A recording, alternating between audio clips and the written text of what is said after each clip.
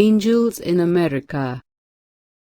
Angels in America focuses on the stories of two troubled couples, one gay, one straight, word processor Louis Ironson and his lover Prior Walter, and Mormon lawyer Joe Pitt and his wife Harper.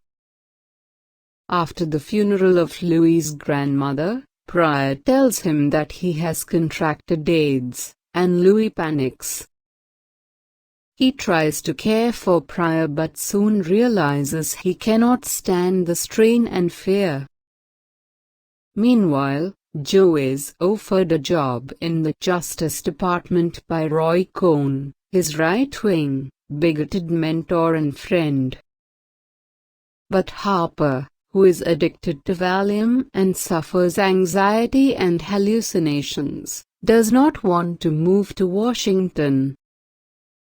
The two couples' fates quickly become intertwined. Joe stumbles upon Louis crying in the bathroom of the courthouse where he works, and they strike up an unlikely friendship based in part on Louis's suspicion that Joe is gay. Harper and Prior also meet, in a fantastical mutual dream sequence in which Prior, operating on the threshold of revelation, reveals to Harper that her husband is a closeted homosexual. Harper confronts Joe, who denies it but says he has struggled inwardly with the issue. Roy receives a different kind of surprise. At an appointment with his doctor Henry, he learns that he too has been diagnosed with AIDS. But Roy, who considers gay men weak and ineffectual, thunders that he has nothing in common with them. AIDS is a disease of homosexuals, whereas he has liver cancer. Henry, disgusted, urges him to use his clout to obtain an experimental AIDS drug. Prior's illness and Harper's terrors both grow worse. Louis strays from Prior's bedside to seek anonymous sex in Central Park at night. Fortunately, Prior has a more reliable caretaker in Belize, an ex-drag queen and dear friend. Prior confesses to Belize that he has been hearing a wonderful and mysterious voice. Belize is skeptical, but once he leaves we hear the voice speak to Prior, telling him she is a messenger who will soon arrive for him.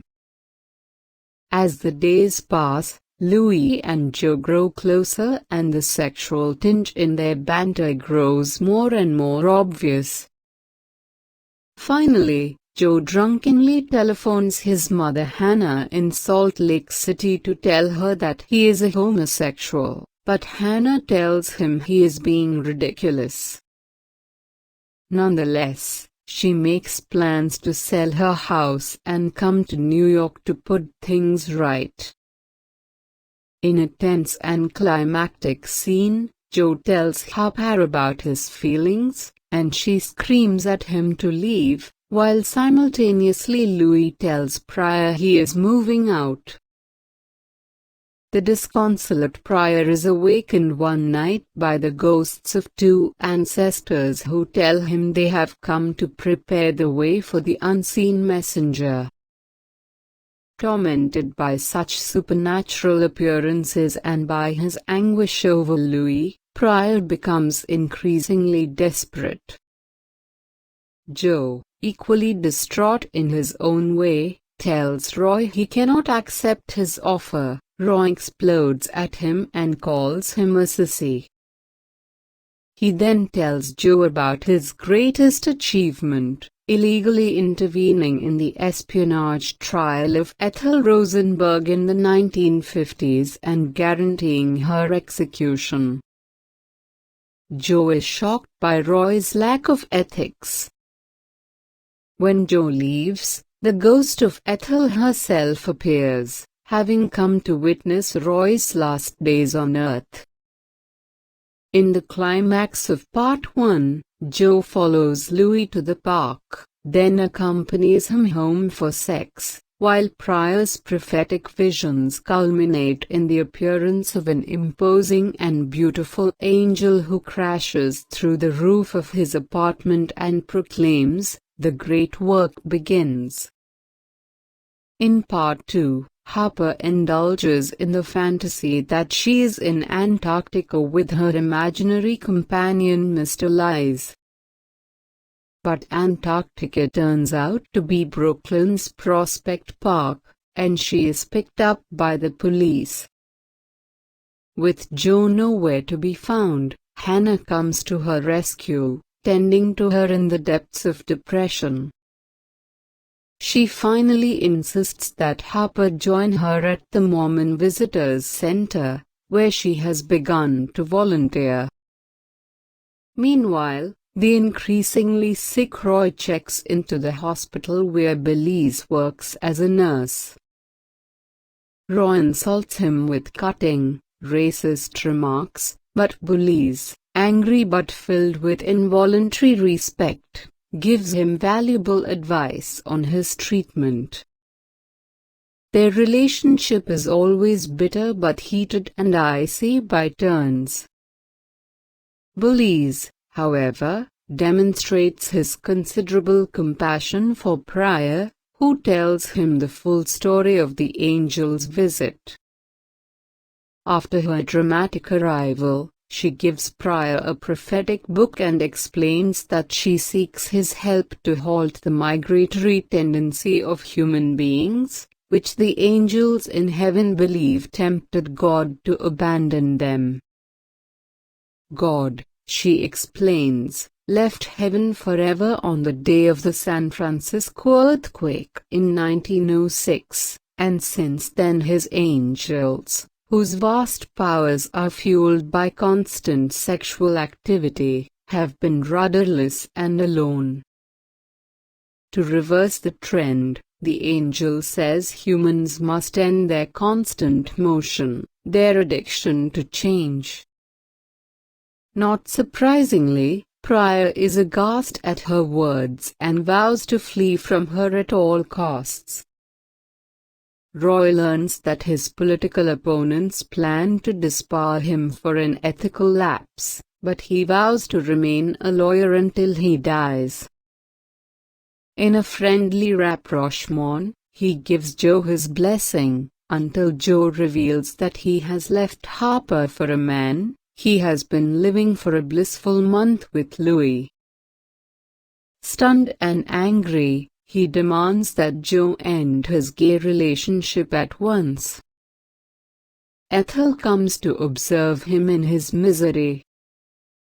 Joe's wife, on the other hand, spends her days at the Mormon Visitors Center watching a diorama of the Mormon migration featuring a father dummy who looks suspiciously like Joe. When Pryor drops in to conduct research on angels, a fantasy sequence ensues in which Louis and Joe appear in the diorama.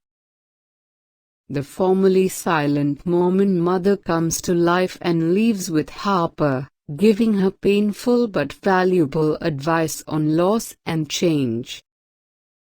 Louis and Joe's ill draws to an end when Louis says he wants to see Pryor again. At their meeting, Pryor coldly insists that he must present visible proof of his internal bruises.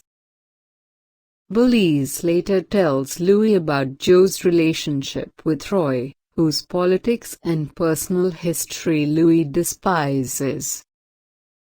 When Louis angrily confronts Joe, their fight turns physical and Joe punches him. He apologizes, horrified, but they never speak again. Roy nears his end as well, reeling from Joe's disclosure and from Ethel's news that he has been disbarred. He dies, but not before tricking Ethel into tenderly singing for him. After his death, Belize summons Louis to recite the Kaddish, the Jewish prayer for the dead, to demonstrate thanks for his stash of AIDS drugs, and forgiveness. Ethel leads Louis in the prayer, the play's emotional and moral climax. After Prior suffers an episode at the visitors' center, Hannah takes him to the hospital. There, the angel descends, and Prior wrestles her. He succeeds, and is granted entry into heaven to refuse his prophecy. In heaven, which resembles San Francisco after the great earthquake, Prior tells the angels that despite all his suffering he wants them to bless him and give him more life. The angels sympathize but say they cannot halt the plague.